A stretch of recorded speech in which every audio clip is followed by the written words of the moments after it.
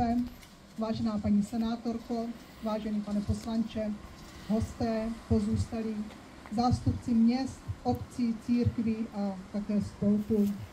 Setkali jsme se tady na Přerovském hřbitově u hrobu obětí, abychom si připomněli hrůznou událost, která se stala v noci z 18. na 19. května roku 1945. Bylo pondělí 18. května, když se karpatští Němci vraceli z Čech domů na Slovensko. Na Přerovském přednádraží si jejich transportu všiml Karol Pazur, důstojník Československé armády, který všem řekl, že jde o SSáky, kteří mohou za válečná zvěrstva. Nebyla to pravda, byla to samozřejmě lživá informace. Tento Karol Pazur, který všechny ale přesvědčil a vyhnal nevinné karpatské Němce na kopec zvaný Švédské šance. 19. června nad ránem nastal krutý čas odplaty. 265 nevinných lidí bylo popraveno kulkou do týla. Když byl hrob plný mrtvých těl, tak důstojník a všichni vojáci odjeli spokojeně na Slovensko domů do Bratislavy. A tento příběh byl dlouho zapomenut, nebo tedy měl být zapomenut. Na světlo Boží ho dostal doktor František Hýbl a my mu za to děkujeme. Nyní poprosím delegace o položení květinových darů.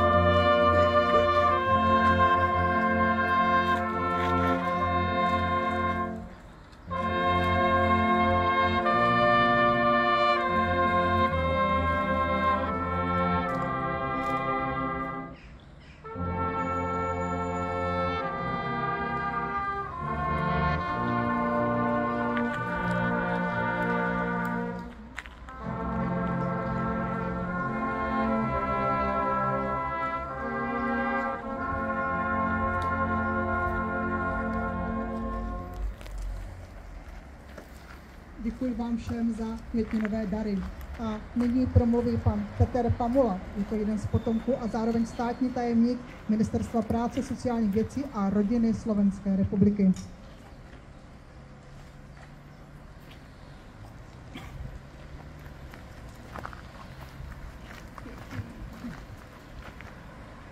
Ďakujem veľmi pekne.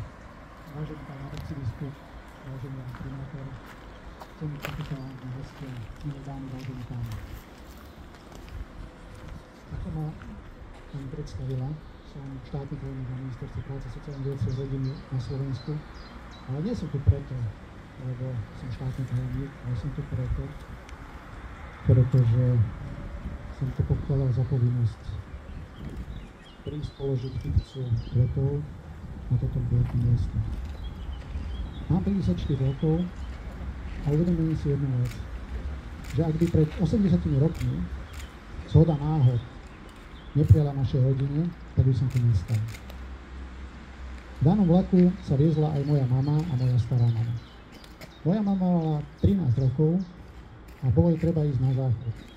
A po jednej ceste sa rozhodli, že si naberú aj vodu. Keď sa vracali naspäť, tak sa stavili vojaci a pýtali sa ich, že kam sa vybrali. Oni vravia, že idú naspäť do vlaku. A jeden vojak sa ich spýtal, ako sa volajú. Moja mama povedala, že sa volá Senková. Ten vojak povedal, no dievča, ty si naša. Ty tam do vlaku nepôjdeš. A nepustili ich do toho vlaku. Ak by to povedala moja stará mama, ona sa volala Brajerová, tak určite v tom vlaku by zostala. Mám zimom riavky na chrbte, keď o tom hovorím, pretože uvedomiť si, že naozaj taká banalita môže zachrániť celú jednu generáciu jednej rodiny. Sme 5 súrodenci a naša mama so starou mamou nikdy o tom nehovorili. Bolo to tabu, nesmelo sa o tom hovoriť. My sme dlhé roky nevedeli vlastne, čo sa tu stalo. Zo strachu, že by sa nám niekto mohol pomstiť. Pretože keď ich nepustili do toho vlaku, tak jeden ruský železničiar im poradil, aby nastúpili do iného vlaku a ten vlak šiel do Maďarska. V Maďarsku nepoznali absolútne nikoho, nemali nič. Ostali tam 3 roky a pracovali, dá sa povedať, za chleba. Po 3 rokoch, keď sa vrátili do Dobšinej, tak samozrejme, čo urobili, ich zavreli. Zavreli ich do väzenia. Nemali dôvod, ale všetci tí, ktorí tu strieľali, nie všetci, ale niektorí, ktorí tu strieľali, boli z Dobšinej. A oni sa báli, že budú svedčiť, že budú rozprávať, čo sa tu vlastne stalo. Ale nejako to prežili a dnes sme tu. Pán biskup hovoril o kostole, o rôznych veciach. Ja som ho veľmi pozorne počúval, bolo to veľmi naozaj pekné a mne sa to veľmi páčilo, čo povedal, až na niektoré veci, s ktorými na tomto mieste sa nemôžem stotožniť. Viete, aký človek, z toho môjho pohľadu, aký človek zoberie zbraň a zabije iného človeka? Hneď na začiatku poviem, som proti akémukoľvek násiliu. Aký človek dokáže zobrať zbraň do rúk a zastreliť iného človeka? Aký človek dokáže zobrať zbraň do rúk, nahovoriť svojich kamarátov a ísť postrieľať ženy a deti? Nevinné. Všetci sme nevinní. Ale kto to dokáže? Čo je to za povaha? Čo je to za zver, keď toto dokáže? Nie som pomstichtivý človek, na to máme súdy, na to máme zákon. Ale odsudzujem akékoľvek takéto chovanie. Nielen takéto, ale akékoľvek chovanie, čo sa týka násilia. Chcem sa všetkým poďakovať, že ste tu, že si to pripomínate. Hlavne pánovi primátorovi, pretože dostalo sa mi tu naozaj milého privítania. Ďakujem veľmi pekne. Si to nesmierne vážim, že to každý rok robíte. Nemuseli by ste to robiť. Mohli by ste na to zabudnúť. A naozaj veľká vďaka vám aj všetkým vašim organizátorom a spolupracovníkom, ktorí to robia, ktorí sú tu, že si to pripomínate. Ja som zvyknutý hovoriť alebo pred niekoľko stovkami, tisíckami ľudí a vždy poviem, že nebudem hovoriť dlho. Chcelo by sa mi hovoriť strašne veľa. Strašne veľa by sa mi chcelo hovoriť a hlavne preto, aby to ľudia počuli, aby to vedeli. Pretože aj o tejto Přerovskej tragédii sa strašne málo hovorí. Každý sa bojí. Každý sa bojí čokoľvek povedať. Aj tu sme v takom úzkom kruhu. Mal by to vedieť celý svet, mali by sme to vykričať do celého sveta. Prepáčte, že som taký emotívny, ale jednoducho aj v dnešnej zlej dobe, keď ľudia sú na seba zlí, neusmievajú sa po sebe, skôr sa urážajú, tak potrebujeme, aby a hlavne tí mladí ľudia videli, že čo môže priniesť vojna. Aj keď toto sa nestalo počas vojny, toto sa stalo už, keď bol mier. Nikto si nezaslúži zomrieť. Nech by spáchal akýkoľvek čin. Áno, trestať treba. Musia byť aj nejaké práva, aj nejaké povinnosti. Títo mladí ľudia veľmi nechcú počuť o svojich povinnostiach a takéto akcie, ako dnes ste urobil pán primátor, takéto musíme tým ľuďom a tým mladým ľuďom ukázať, že čo sa stalo a čo sa môže stať. Nie sú to len počítačové hry. Nechcel som skončiť veľmi smutne, pretože som rád, ešte raz poviem, som vám vďačný, že ste prišli, že o tom hovoríte a že si to pripomínate.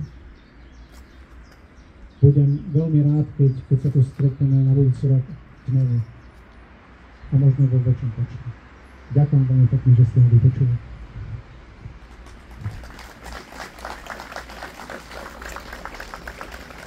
Děkuji vám za krásná slova a také za dojemnou osobní vzpomínku. A nyní k nám prohovoří paní Erika Kény, místopředsedkyně Karpatsko-německého spolku na Slovensku. Vážený pán primátor, excelencie, vážená pani predsednička Karpatsko-německého krajanského spolku, milí hostia, krajania, vážené dámy, vážení páni. Prišli sme sa tu, aby sme si pripomenuli tragické udalosti, ktoré sa tu bezvýznamne udiali pred 80 rokmi. Sehr geehrter Herr Bürgermeister, Exzellenzen, liebe Vorsitzende der Karpatendeutsche Landsmannschaft, liebe Gäste, Landsleute, geehrte Damen und Herren. Wir versammelten uns heute hier, um die tragischen Ereignisse in den Schwedenschanzen, die vor 80 Jahren unsinnig passiert sind, zu gedenken.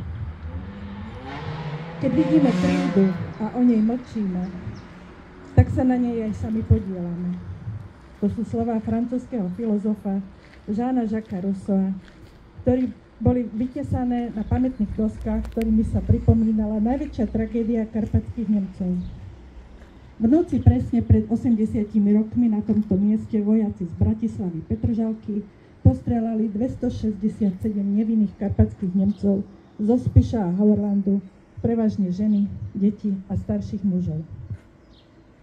Wenn wir ein Unrecht sehen und dazu schweigen, dann begehen wir es selbst. Das sind die Worte des französischen Philosophen Jean-Jacques Rousseau, die man auf den Gedenktafel lesen kann. Sie erinnern uns an die größte Tragödie der Karpaten Deutschlands. An diesem Ort in der Nacht vor genau 80 Jahren wurden die 267 aus der Evakuation zurückkehrende Zipser und Hauerländer durch die Angehörige des Infanterieregiments Nummer 17 des Pressburg-Engerau erschossen. Es waren vorwiegend Frauen, Kinder und ältere Männer.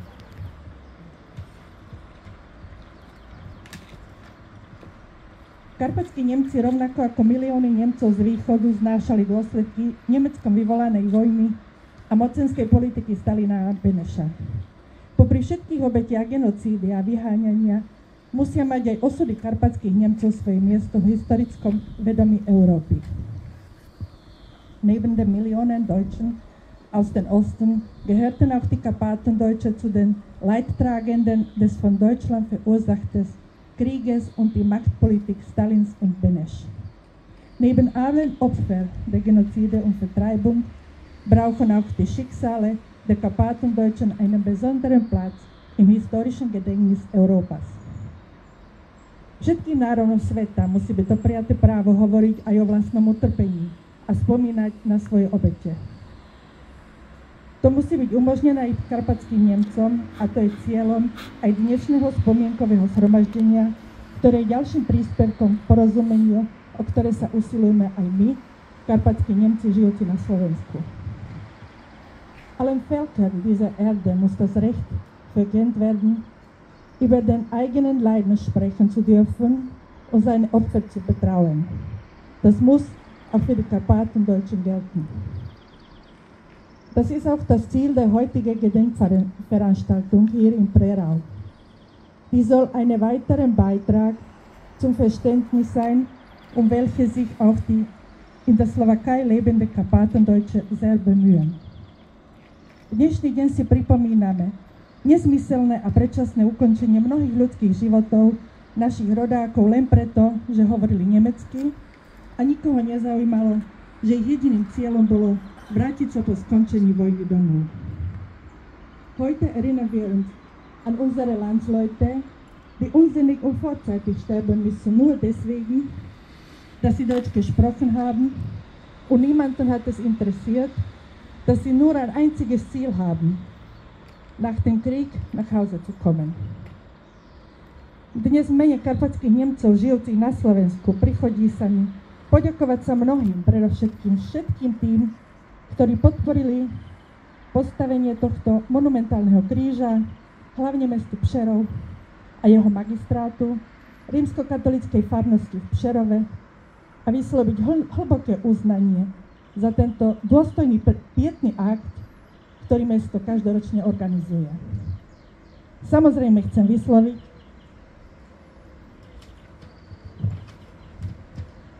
opäť hlbokú vďaku aj doktorovi Hyblovi, ktorý už nie je medzi nami, za to, že tieto tragické udalosti nenechal padnúť do zabudnutia. To dokazuje, že osud nevinných obetí zo susednej krajiny nie je pre otcov mesta Přerov ľahostajný. Tento postoj si zasluhuje mimoriadne uznanie, rešpekt a naše veľké poďakovanie.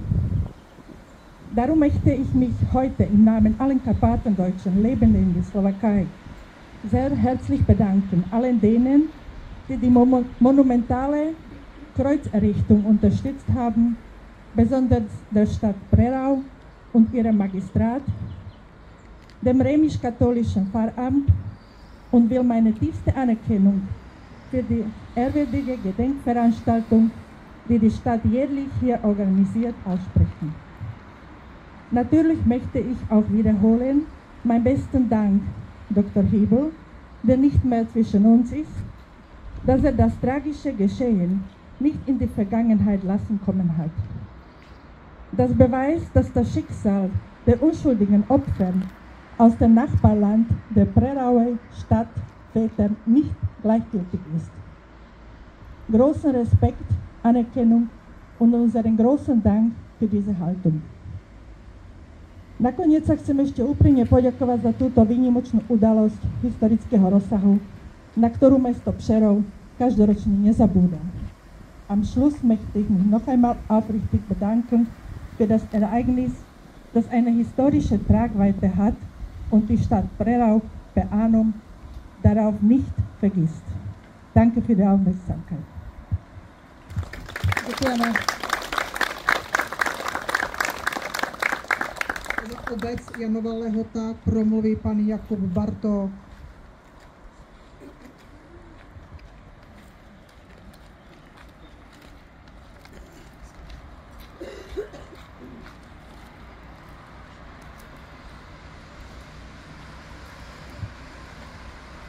Vážené dámy, vážení páni, milí prítomní, stojíme dnes na mieste, ktoré si pamätá ticho i výkriky, nádej i jej náhle uhasenie.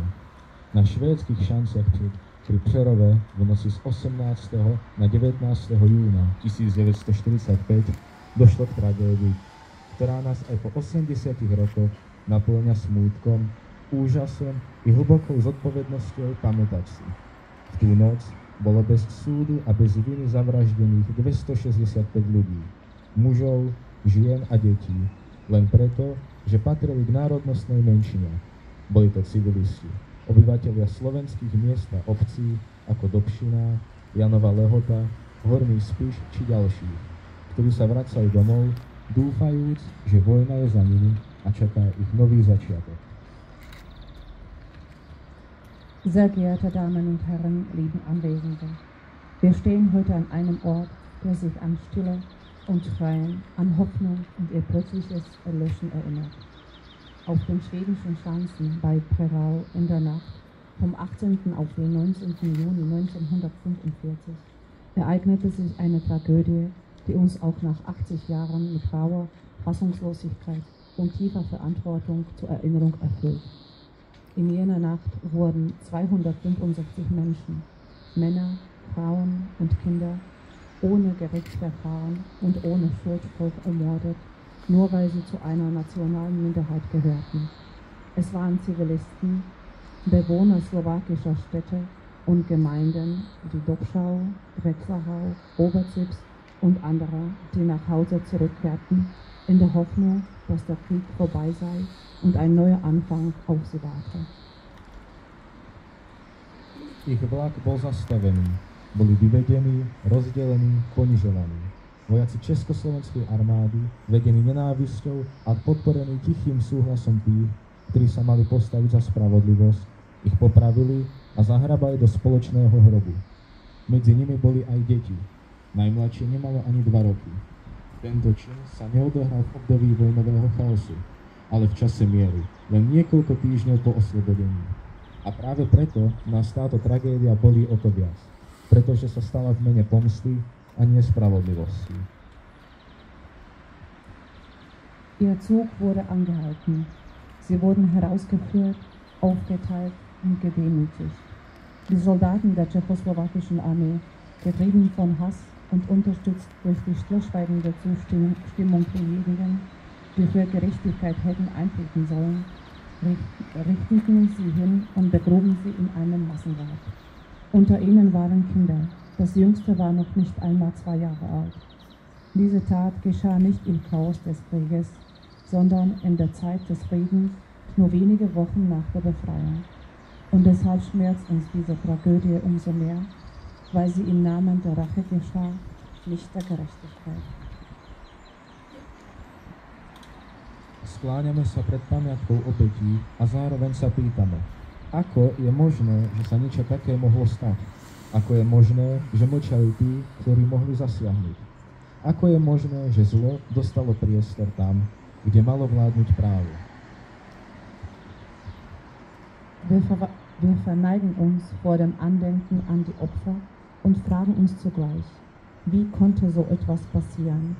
Wie konnte es sein, dass diejenigen, die hätten eingreifen können, geschwiegen haben?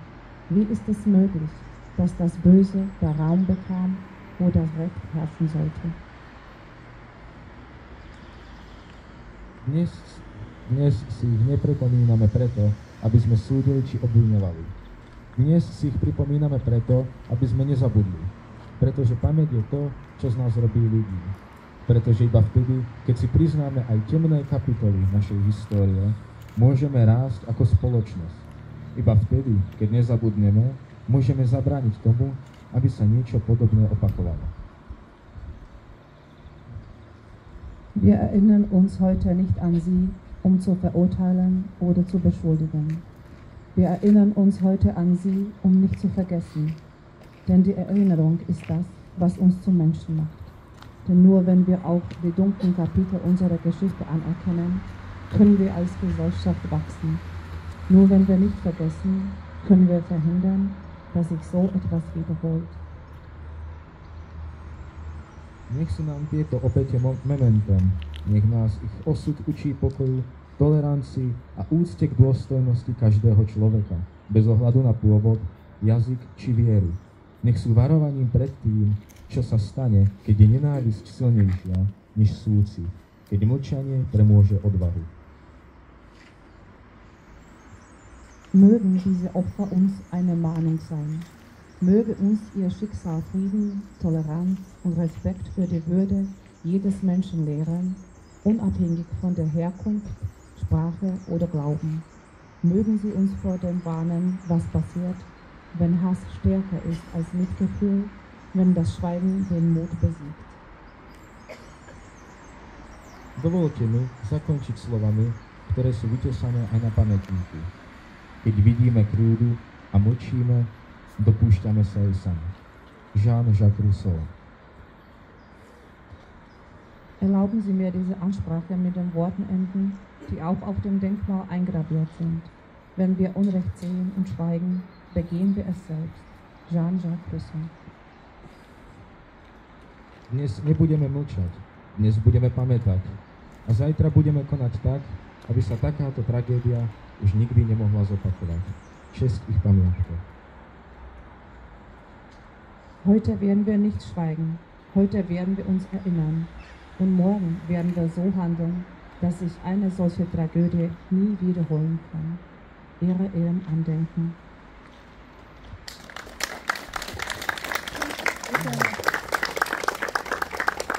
Nyní nás čeká společná modlitba, kterou povede Josef Vereščák, evangelický farář Slimenice.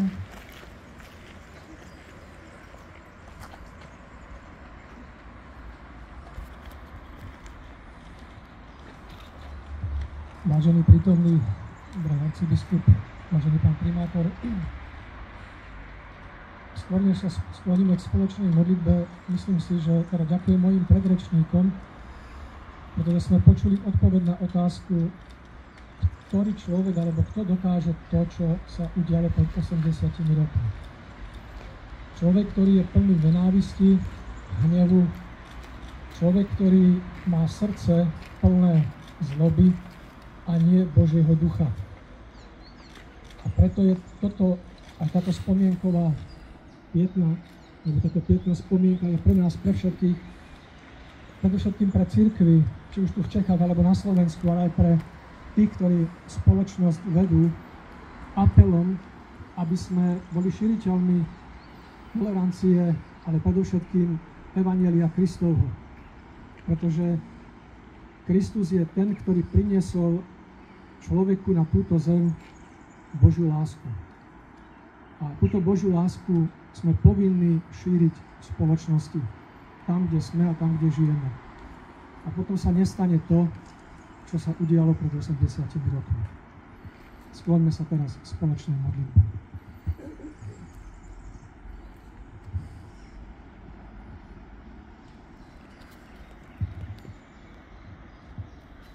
Všemohúci náš Bože, milosrdný, spravodlivý nebeský Otče. Ďakujeme Ti za to, že nám dávaš jasné a jednoznačné inštrukcie skrze svoje slovo pre náš život tu na zemi. Prosíme ťa, aby Tvoje mocné slovo vplývalo na naše myslenie, rozhodovanie i motívy. Aby to nebola pre nás len prázdna a mŕtva litera, ktorá sa nás absolútne nedotýka a nijako nás neovplyvňuje. Dnes nechceme len neubližovať svojmu blížnemu a tak zostať pasívny, práve naopak. Chceme ku každému pristupovať s aktívnou láskou, ktorá sa dokáže aj obetovať a nič za to neočakáva. Uznávame, Svätý Bože, že sme v tom neraz ešte nedokonali a slabí, že zlyhávame a tak nie sme schopní plniť Tvoje nariadenia. A preto prosíme o naplnenie Tvojim Svätým Duchom, aby sme v Jeho moci vedeli urobiť vždy to, čo sa od nás očakáva, čo je správne a čo si Ty praješ. V tejto chvíli myslíme na všetkých tých, ktorí nespravodlivo zahynuli pred 80 rokmi. Prosíme ťa, Pane, a veríme, že si ich prijal do svojej slávy a dokázal pri nich svoju lásku a moc. Priznaj sa k ním ako k svojim mučeníkom, tak ako sa i oni priznávali k Tebe. Drahý Bože, prosíme, chráň nás od podobných navštívení a zmiluj sa nad svojim ľudom. To všetko a všetkých odovzdávame aj tvojmu poslednému súdu, pretože veríme v tvoju, Bože, spravodlivosť, kde každá krivda a nespravodlivosť bude raz nielen zverejnená, ale aj napravená. Kde každá nespravodlivosť bude odčinená, kde spravodlivosti bude učinené zadosť. Buď nám všetkým milostivý, všemohúci Bože, keď ešte všetci voláme k Tebe. Otče náš, ktorý si v nebesiach. Posväť sa meno Tvoje. Príď kráľovstvo Tvoje, buď vôľa Tvoja, ako v nebi, tak i na zemi. Chlieb náš každodenný daj nám dnes a odpusť nám naše viny, ako my odpouštíme našim viníkům. I neuved nás pokušení, ale zbav nás od zlého. Lebo Tvoje je kráľovstvo, i moc, i sláva, na veky vekov. Amen. Děkuji. A nyní vás poprosím o minutu ticha za všechny oběti masakru na Švédských Šancích.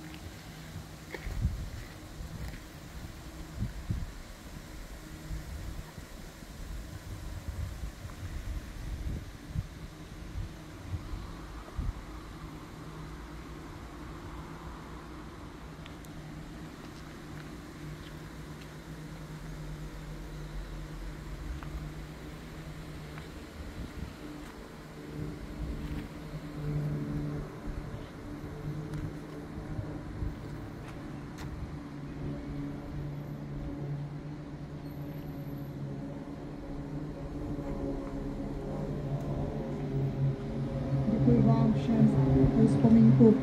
Naše pietní akce pokračuje o 2:30 na kopci Švédské Šance. Děkuji všem za účast.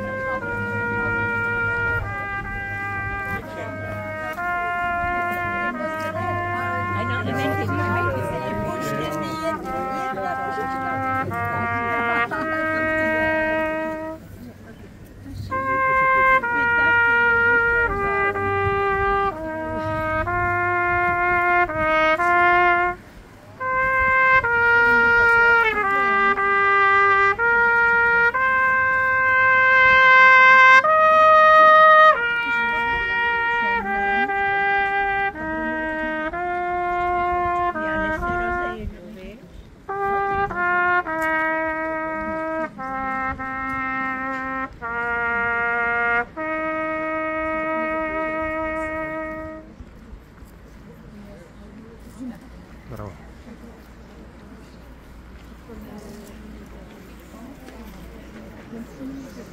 Přilský hřbitov, neděle 22. června léta páně 2025, 14 hodin, 6 minut.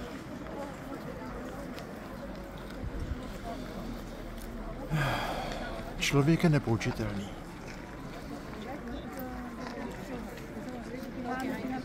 Ale nelze vzdávat jeho polepšování.